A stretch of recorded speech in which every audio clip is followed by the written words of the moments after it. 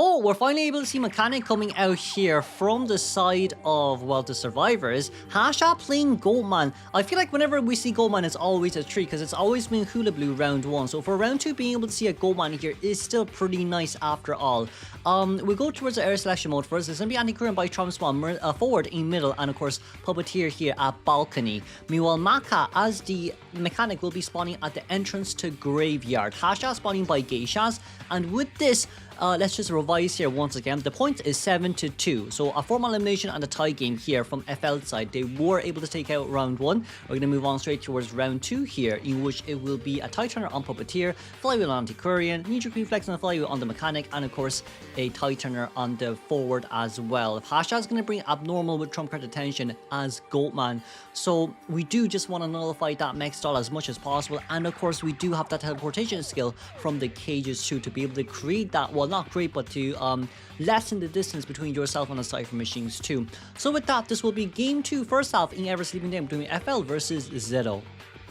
The spotlight will be given to Goatman here once again. We see that Maka is already making their rotation towards Graveyard, and with that Graveyard, when will we be dropping down the bot is also another question. However, also at the same time, we're going to drop it down there, fair enough, but also at the same time, we do need to conclude that for the Mechanic here, you're at quite a bit of a bad area to be playing around in, but of course Mech also at the same time is being very careful, is what I would like to say, but I guess Goatman is Goatman at the end of the day. Maka once again still trying to run as far away as we can. We're able to get through straight towards the other side, however we do not have flywheel ready just yet, so that will be Mechanic going down here instantly. More or less in a scenario where you want to play a survivor. Like a lot of times in rank you do see that survivors start hugging pallets and windows like no tomorrow, which of course is very understandable, but also at the same time you could potentially say that it will lead to a lot of risk, which is why survivors normally likes to rotate out quite a lot. So right now, Mud Eating, we're able to get a rescue here as Puppeteer. One normal chip damage as a body block isn't too bad, and for Maka here, we're decoding with the doll as well. As you can see here, around 15% consumption rate on that doll. Did get a hit on towards Mech though, so we're currently one hit away. We don't necessarily have to use the cages here just yet, because I mean, if you think about it as well, it's generally speaking for the better. However, we did manage to lock the exit there on the side of Mech. That's a brilliant flywheel there used, and right around now, let's just say that the cage will dissipate in about now. Yeah, the cage just dissipated. So from Hasha's side, he did, the thing is, right, Hasha didn't do bad. Yes, he did what he needed to do. Oh, and Hasha didn't get towards the right side. Yes, he needed to do what he did what he needed to, but the biggest issue there was we didn't manage to lock the exit towards the other side of that double 11 area. Right now, Maka is still trying to play around. It's currently 3.5 Cypher machines done here, so it's a brilliant rebound kite. And this is kind of the Goatman nerf we were expecting to, right? Because with the devs nerfing Goatman's resentment stack and resentment early game, it's mainly for this too. It's because of the fact that we were worried about Goatman being able to spam his cages even after missing quite a few. But from Hasha's side note here, I wouldn't say he missed. Well, you could say he missed because it was not aligned properly. However, the right way to say this would be like, it's nicely done. It was nicely done. It just isn't good enough. It just isn't good enough.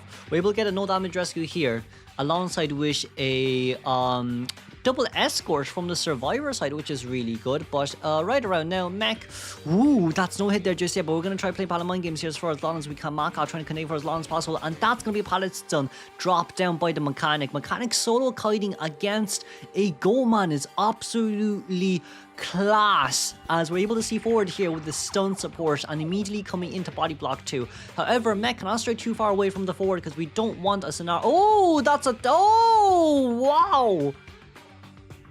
I thought she was really trying to rush that Cypher, wasn't she? But Mech will go. No, it's not Mech going down. It's forward going down there, as Maka still trying to get a run for it here as well.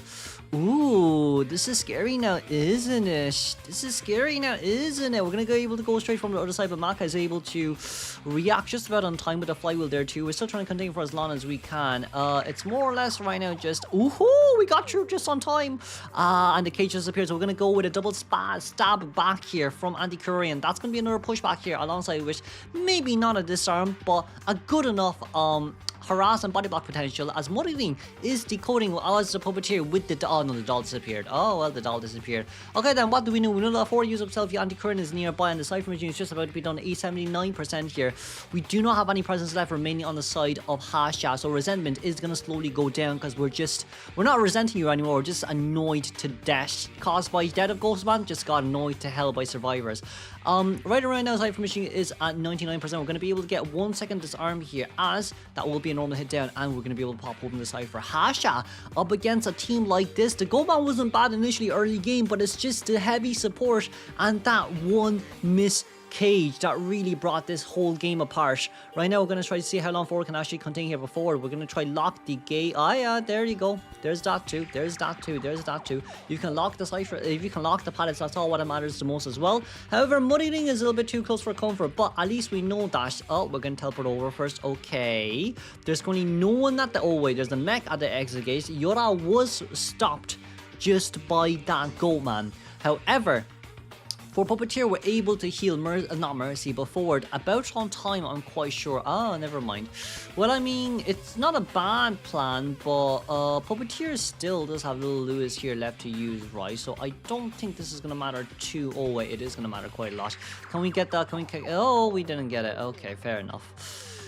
Okie dokie, fair enough. So right around now, it will be a double down. Puppeteer coming into backdoor rescue wasn't such a bad plan after all, but the only biggest issue now is Yora will have to leave. Let's congratulate tie game here though from FL Hasha. Moving on straight towards second half. Okay, we're going to move on towards air section mode for second half here. It will be Sasori playing... So it'll be Cordy, Wilding, Patient, and Acrobat. We're going to play Anne here from the side of Hamu, which isn't such a bad disciple pick as well. We just want a guaranteed tie here to move on towards round 3, especially after that Goatman that was played too. So at least now we know that from round 2, and so from game 3 onwards, you can ban the Anne and Opera at the same time, or even you can just play Team Comps that counter both of them, right? So with that in mind, Hamu here, Disciple Anne, we could potentially chase after any of them since we're brewing Warp here alongside with Trumpet Attention, but from a Survivor side, it'll be a triple knee-jerk reflex here alongside with one tie turner on that Wildling. Overall, Survivors did predict pretty well on what Hamu will decide to pick, but it will be once again dependent on how Hamu plays here too, so let's just move on straight towards the game. Alrighty, so we'll move on here swiftly then. It will be Hamu and Disciple Anne. We're going to come out straight towards you here, it seems, who is playing Patient. Patient first chase isn't such a bad pick as well if you consider the fact that when he uses his hooks, he does have a small stationary time where he does not move. However, still for the time being, it would be nice if we break the pallet here, but it seems like for Hamu, we just want to try go for the catch up here as soon as we can. That's going to be another jump here and another and paralysis. 30 seconds in towards the game, 2 cats have been fully consumed here in order for us to catch up remotely. Well, we didn't even catch up towards the Patient. Patient is just pulling even more distance away. We barely saw the footprints here now as he's able to take one knee-jerk reflex and out of the area. Yug right now, it's a very brilliant containment here, but we couldn't. Oh, we did get a jump on time. Okay, I was worried that we didn't get a jump on time. However, there's still another pallet there left to use. You trying to rotate towards the next nearest window, but I feel like the hit here will register, which is at least, thank God, good news here for Hamu. But Sasori's Cypher machine will be stopped here for a little while as we're trying to get up straight towards that 2-story setting. Cordy, we're in a little bit of a pickle here, especially from the side of Patient. So can we get a gun is also another question. We can, and that's severely good news because the moment you're able to drop down that pallet, oh, good luck for you trying to catch up towards that Patient, I guess.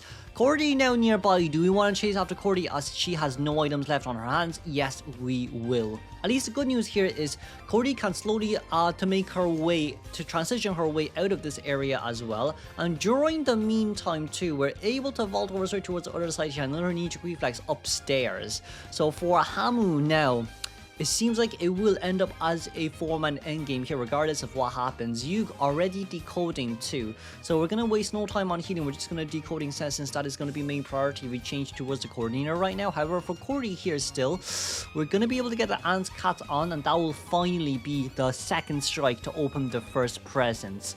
From what we've seen, it will be Wailing going towards core Cypher Mission to decode it. That would make the most sense out of it all.